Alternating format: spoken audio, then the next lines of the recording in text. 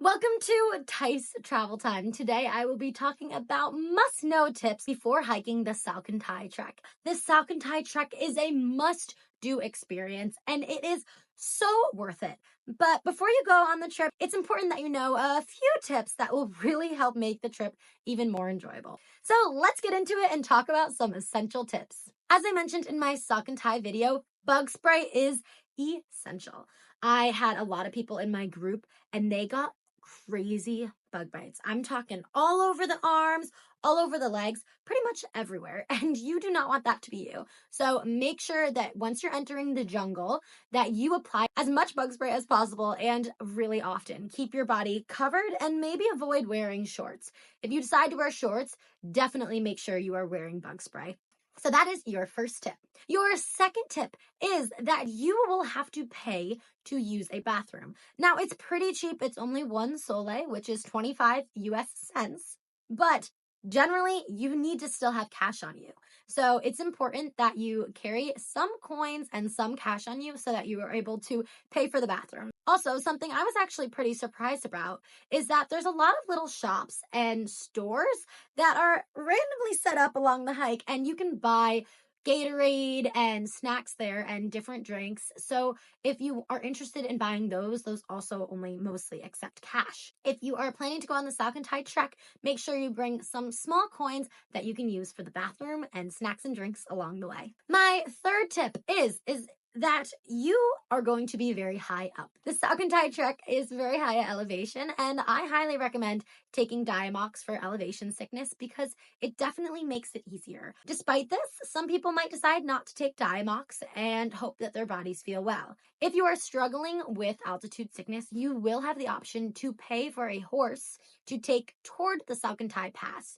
Now, obviously, if you are really having a hard time with altitude sickness, they will try and help you and accommodate you in the best that they can. But if you want to enjoy the experience, the easiest thing to do is to not get altitude sickness or do everything in your power to avoid that. Make sure you drink water, bring electrolytes, and make sure that you maybe look into taking some high altitude medicine like Diamox, but see what your doctor prescribes. Regardless, definitely prepare for high altitude because the Salkantay Pass does go over 15,000 feet. All right, the next tip is that you should bring hiking poles. I think that some people think that hiking poles might emasculate them in some way or make them feel weaker, but I promise you, you are going to want hiking poles. Going up the hill, honestly, hiking poles really help. If you don't want to use them going up, that's totally fine. You can put them in your pack. But when you're going down, using hiking poles really helps your knees.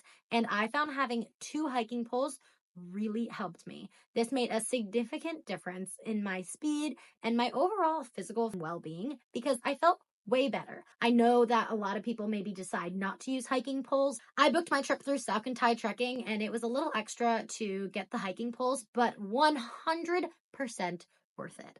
Now at home, I don't normally hike with hiking poles, but having them for this trip was a must. I highly recommend investing in renting some hiking poles for the Salkantay Trek. All right, the next one is, this is a backpacking trip. You are going to have a pack. If you are going with a tour group like Salkantay Trekking, they actually give you a duffel and you can put your extra things into this duffel. This might be clothes that are maybe warmer or to sleep in, or specifically clothes that you want to bring to Machu Picchu. I brought a cute sweater, as you would see in my Salkantay Trek packing video, and honestly, I wasn't going to put that in my pack. It's really important that you put as many things as possible in that duffel. The pack that you are wearing during the hike, make it as light as possible. Bring your raincoat, snacks, water, and any layers that maybe you actually think that you will need. Ask your guide, what's the weather going to be like? Do you think I need this fleece layer? And see what they say, because a lot of people overpacked and that really set them back going up and down those hills. So make sure your pack is as light as possible. All right, if you are like, I love hiking and I do not want a guide and I don't want a tour group, make sure you note that there are really no trail markers on the hike. Now, I will say it is pretty straightforward. It's not too difficult, but sometimes there are turns or things that you might miss. So if you are planning to go on your own, make sure you know there's no trail markers.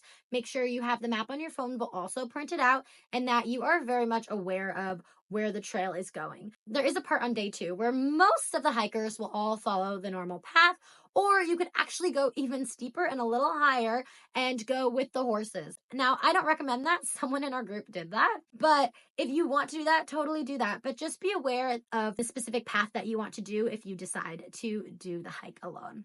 Like I said, you are at altitude, and in Peru, they chew on coca leaves. The coca leaves are supposed to help you with altitude sickness and being at elevation, and honestly, I did not like them. Now, the coca tea was pretty good, but chewing on the actual leaves personally wasn't my thing, and you do have the option to buy a bag of leaves before you go. But as we learned, they make your pack smell. If you don't want your pack to smell and you want to buy the leaves, make sure you bring an extra Ziploc so that you can put your leaves into that Ziploc and it doesn't make your bag smell. If you are thinking, there is no way I'm chewing on leaves, then in Cusco, you can look into getting coca mints. These are kind of like Altoids or throat drops, and you can actually suck on these while you're hiking.